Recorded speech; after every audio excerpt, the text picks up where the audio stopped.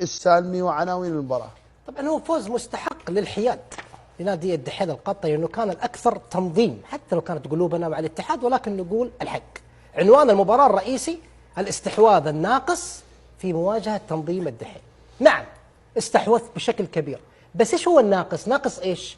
ناقص واحد، تسديد من خارج منطقة الجزاء. كانتي لا يمكن يكشف المرمى 3 مرات واضحة تتسدد في كل مكان. كانتي مش اللاعب اللي يسدد، فابنه مش مطلوب منه انه يسدد.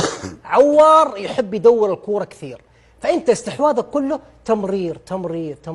يحتاج الاتحاد عشان يوصل الى مرمى الدحيل من 15 الى 20 تمريره بعدين نقرر، في حين الدحيل لا، 3-4 تمريرات نروح لرايكوفيتش. هذا كان فارق كبير امام تنظيم الدحيل. الدحيل كان منظم جدا دفاعيا، وكان شغال على مهاجم مميز جدا في الفراغات، قاعد يشغله في كل مكان وتعب كل المدافعين.